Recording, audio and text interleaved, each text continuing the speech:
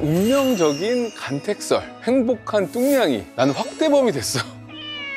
또 길에서 불쌍한 고양이를 보고 가슴이 아파서 어떻게 하면 좀 도와줄 수 있을까 질문들을 저한테 많이 하세요. 제 대답은 제자리에 돌려보내는 거입니다. 길고양이를 함부로 데려오면 안 되는 이유, 지금부터 알려드릴게요. 안녕하세요. 고양이 행동 전문 수의사 나항식입니다. 요즘 고양이 사진을 보면서 힐링하는 랜선 집사들이 참 많죠. 그 중에서도 길고양이가 자꾸 나를 따라와 같은 운명적인 간택설 한 번쯤은 보셨을 거예요. 길고양이를 집에 데려오면 고양이도 나도 행복하게 살 수 있을지 이러한 고민들 많이 하실 것 같은데요. 길고양이를 함부로 양줍하지 말라고 하는 데는 크게 두 가지 이유가 있어요. 고양이는 태어난 지 13주 이전에 사람 손을 타지 않는 경우에는 사회성 부적 공격성을 보일 수도 있고요. 그래서 충동적으로 길고양이를 입양했다가 어려움을 겪는 사람들이 되게 많으세요. 막 고양이 만지지도 못하고 밥만 주고 다시 이 아이를 돌려보내줘야 될까라는 고민하시는 분들이 정말 많습니다. 그런데 낯선 냄새를 한번 묻히면 자신의 영역으로 다시 돌아가기가 힘든 거죠. 고양이는 영역동물이기 때문에 그 공간에서 지내던 자신의 삶이 있었거든요.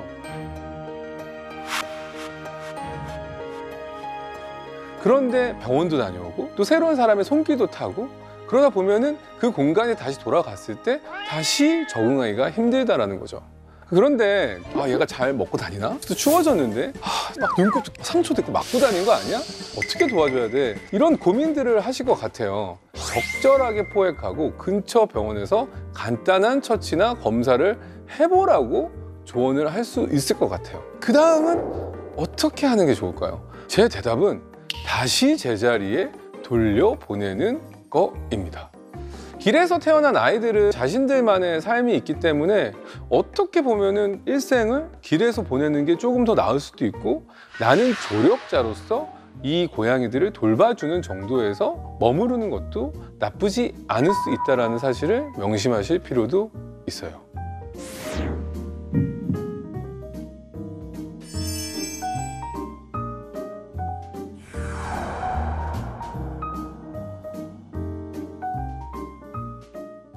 길고양이와 함께하는 데 가장 중요한 것은 첫째도 인내심, 둘째도 인내심, 셋째도 인내심이에요. 고양이들은 순화되지 않은 경우에 사회성 부족 공격성을 보이는 경우가 많고 경계심이 많거든요. 우선 고양이가 어느 거리에서부터 경계심을 가지기 시작하는지 확인하실 필요가 있어요. 그래서 좋아하는 간식을 들고 가만히 기다렸을 때 이때 거리는 1.8m 이상이 돼야 되는 거. 눈은 되도록이면 절대 마주치지 말고 쪼그려 앉은 상태에서 가볍게 쳐다보는 정도가 좋습니다. 그래서 길고양이가 실내에 들어와서 적응을 할 때는 오롯이 혼자서 사용할 수 있는 공간을 만들어서 제공해 주는 것이 좋고요. 충분치 않은 경우라면 캣콘도 3층짜리 이렇게 있거든요. 이런 것들을 이용해서 경계를 풀어나가는 것을 추천해 드립니다. 고양이가 만약에 관심이 있거나 마음을 조금 연다면은 간식을 먹기 위해서 다가올 거고요. 이때 주의할 점은 첫째도 인내심, 둘째도 인내심, 셋째도 인내심이에요. 길에서 생활하던 고양이가 순화되는 과정은 수일, 길면 1년 이상이 걸리는 경우도 많기 때문에요. 조급하게 친해지기 위해서 다가가거나 무리한 스킨십, 바로 막 얼굴을 만지려고 한다던가 여태까지 했던 행동이 수포로 돌아갈 수 있다는 거죠. 고양이가 다가와서 여러 가지 냄새를 맡는 플레멘 반응, 가볍게 머리를 쿵 하고 하는 헤드 번팅이라던가 이런 행동을 한다면 거리 좁히기가 성공을 했다라고 생각하셔도 됩니다. 매일매일 꾸준히 노력한다는 게 더욱 중요하다는 사실도 기억하시면 좋을 것 같아요. 그러면 길에서 생활하는 고양이와 집에서 생활하는 고양이의 차이가 좀 있을 것 같은데, 길고양이 경우 사냥을 위해서 24시간 중에 총 3시간 정도를 사용을 해요. 하지만 실내 고양이는 얼마나 쓴다? 1%. 14분밖에 안 쓴다라는 거죠. 길고양이 경우는 먹고 살아야 되니까 계속 이동하고 움직이고 사냥을 하는데, 실내 고양이는 항상 밥 사야지 있고 이런 풍족한 환경에서는 당연히 내가 굳이 사냥을 할 필요가 없는 거죠.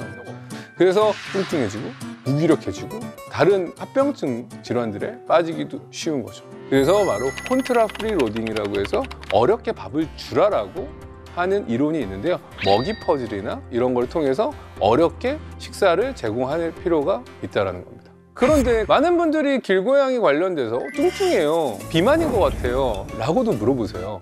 동네에서 너무 돌봄을 잘 받아서 뚱뚱한 고양이도 있지만 길에서 생활할 때 사람이 버린 음식을 종종 먹게 되는데 나트륨 섭취가 많아서 붓기 때문에 이렇게 보이는 경우가 많아요.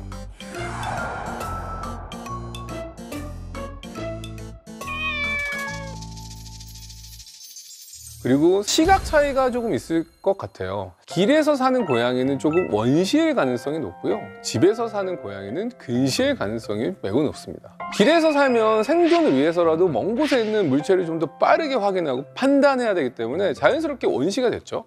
반면 집고양이는 멀리 있는 것을 볼 일이 그렇게 많지가 않아서 자연스럽게 근시가 됐다라고 보시면 돼요. 둘 다 또 공통점은 있어요. 바로 30cm 안에 있는 가까운 곳은 잘 못 본다라는 거예요. 간식 주려고 하면은 잘 못 찾고 딴 데를 갑자기 핥으려고 한다던가 이런 경우도 많이 보실 것 같아요. 가까이 있는 것을 잘 못 보기 때문에 수염이라는 센서를 통해서 30cm 안에 있는 것들을 파악한다는 것도 기억하시면 좋을 것 같습니다. 그런데 왜 이렇게 움직이는 낚싯대는 잘 잡을까? 신기하잖아요. 그거는 바로 동체 시력이 사람보다 4배, 5배 정도 발달했기 때문이에요. 가만히 있을 때는 잘 보지 못한다는 거. 제가 지금 빨간색 입고 있잖아요. 고양이는 바로 정록생명입니다. 그래서 저는 도시 속 고양이들은 이러한 회색 도시 속에 살고 있다라고도 말하기도 해요.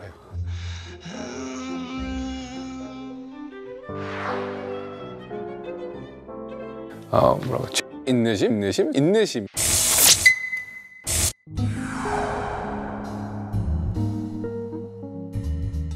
저 야옹신 하면 시그니처 같은 주제, 바로 산책하는 고양이에 대해서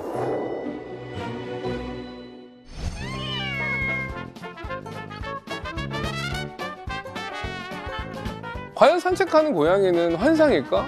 현실일까? 명확하게 말씀드리고 싶은 거는 반려동물과 산책을 원한다면 강아지를 입양하시는 걸 추천드려요. 개의 경우에는 본능적인 스트레스 해소를 산책을 통해서 풀지만 고양이의 경우에는 본능적인 거를 실내에서 풀 수 있고 영역동물이기 때문에 고양이에게 산책을 시킨다는 것은 스트레스를 받을 수 있는 상황들이 많을 수도 있어요. 그리고 3번 밖에 나가기 시작한 고양이가 생긴다면 계속 나가고 싶다고 보호자님에게 질척댄다는 말 써도 돼요? 그래서 고양이가 계속 울어요, 문 앞에서. 나가야 되나? 라는 생각을 하시는 거죠. 특히 또 창밖을 보고 있는 고양이 보면 얘가 또 나가고 싶나? 밖에 막 이렇게 또 오해하시는 분들도 있는데 고양이는 창밖을 보는 이유가 시각적인 자극을 통해서 사냥 본능 스트레스를 해소하고 있다는 거죠. 집에서 열심히 잘 놀아주는 것을 추천해 드립니다. 고양이를 데리고 나갈 때는 이동장 같은 것들을 통해서 안전하게 나가는 게 고양이에게 긴장감을, 스트레스를 낮출 수 있는 방법이라고 생각하시면 됩니다. 이러한 산책에 대한 열망은 고양이가 원하는 게 아니라 혹시 보호자님이 원하시던 것은 아닐까 한번 생각해 주시면 좋을 것 같습니다. 간혹 산책을 안 된다고 그래 야옹신 얘기했어, 그럼 집안과 바깥으로 오가는 외출량에는 문제가 없는 거예요? 라고도 많이들 물어보시거든요. 고양이를 분리하자면요, 실내 고양이, 반외출량, 외출량, 실외 고양이 이렇게 나눌 수 있을 것 같아요. 바로 1960년대까지만 하더라도 많은 고양이들이 이러한 외출량이 생활을 했었어요.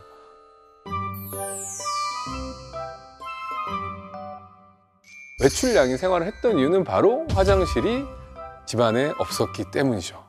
벤토나이트라고 하는 이 모래가 보편화되면서 고양이들이 굳이 바깥에까지 나갈 필요가 없었다는 거죠. 그럼 왜 실내 고양이가 왜 더 좋을까? 바로 고양이는 안정감을 제일 중요하게 생각하기 때문이에요. 또한 외출하는 고양이가 됐을 때는 여러 가지 위험 요소에 노출될 수 있을 것 같습니다. 바로 교통사고, 외부 고양이들과의 다툼, 실종되는 상황. 실내로 영국의 경우에는 많은 고양이들이 이러한 외출량의 생활을 하지만 82%가 집 앞 이면 도로에서 교통사고로 사망하는 경우가 많다는 거 꼭 기억하실 필요가 있을 것 같습니다. 간혹 또 개랑 고양이랑 좀 같이 잘 해피하게, 개가 막 고양이 핥아주고 있고 막 고양이가 개 핥아주고 있고 이런 모습 팁을 드리자면 12주 이전에 개와 고양이를 같이 입양하셨을 경우에는 위화감을 갖지 않는다는 거죠. 형제 고양이나 형제 견이라고 생각할 수 있기 때문에 이 시기에 같이 입양을 해주시는 것도 도움이 될 것 같아요. 고양이의 학습 능력, 이러한 능력은 보통 사야 시기 때, 이 시기에는 모든 정보를 완전 스폰지처럼 흡수하는 시기예요. 개의 경우에는 사야 시기가 3주에서 12주, 아니 13주까지 보고 있지만 고양이는 그것보다 절반입니다. 생후 3주에서 7주 또는 8주까지 사회화 기간을 거친다라고 합니다. 생후 3주부터는 냄새, 모습만으로 엄마 고양이를 새끼 고양이를 알아보고요.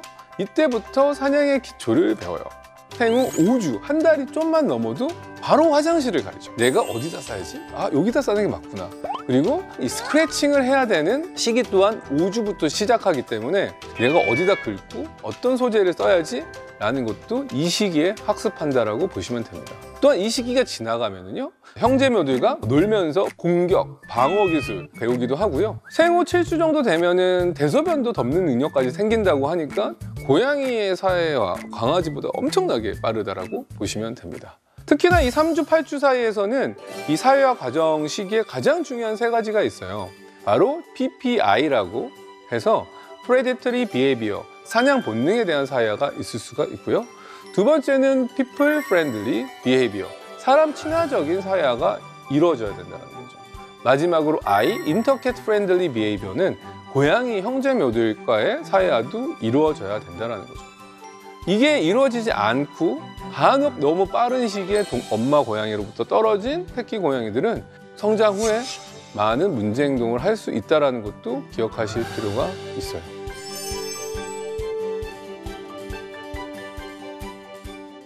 고양이가 내는 소리, 내는 울음에는 어떤 의미가 있는지 하나씩 좀 알아볼까 해요. 가장 대표적인 건 야옹이죠. 야옹. 근데 아셔야 될 건 고양이끼리는 바로 야옹을 잘 하지 않는다는 거. 사람과의 커뮤니케이션을 위해서 내는 소리라고 보시면 됩니다. 아, 나 여기 있어. 야, 이 정도라고 하고요. 보통 관심을 요구하거나 원하는 게 있을 때 야옹 야옹이라고 많이 하고요. 많이 하는 경우에는 정말 좀 찡얼거림에 가깝기 때문에 고양이한테 관심을 계속 줘야 되는 상황이 생기기도 하죠. 귀여운 야옹 이런 소리도 있지만 이 하악질, 미안해. 하악질은 히싱이라고 해서 보통 히 거리는 소리거든요. 겁이 났을 때 방어적으로 내는 소리라고 생각하시면 됩니다. 고양이는 기본적으로 자기 방어적인 기질이 엄청 발달돼 있어요. 고양이가 먼저 공격을 한다던가 이런 것보다는 방어적일 필요가 있을 때 표현을 하는 거죠. 이렇게 표현을 했음에도 계속 위협적인 상황이 되면은 거리는 개가 내는 소리와 비슷한 그롤링이라고 하거든요. 이 소리를 내는 거죠. 이럴 때는 절대적으로 다가가지 말고 그 자리를 피하시거나 더 이상 고양이를 건드시면 안 될 것 같아요. 저희가 오늘 길고양이에 대한 이런저런 궁금증을 같이 한번 살펴봤는데요. 길고양이 새끼를 봤는데 어떻게 하면 좀 도와줄 수 있을까? 라는 질문들을 저한테 많이 하세요. 지속적으로 먼저 도와줄 수 있는지 스스로 먼저 물어볼 필요가 있습니다. 단순히 안쓰러운 마음만으로 고양이를 돌봐줄 것이 아니라 깊은 책임감과 그 지역에 있는 동네 주민들, 원활한 소통도 꼭 필요하다는 거 기억하실 필요가 있습니다. 길고양이를 쉽게 지나치지 못하겠는 분들, 길고양이를 돌봐주시는 분, 동네에 고양이가 있는 거에 대해서 불편하신 분, 서로 이해하고 도움을 주면서 공존해 나갈 수 있는 방법을 찾았으면 좋겠습니다.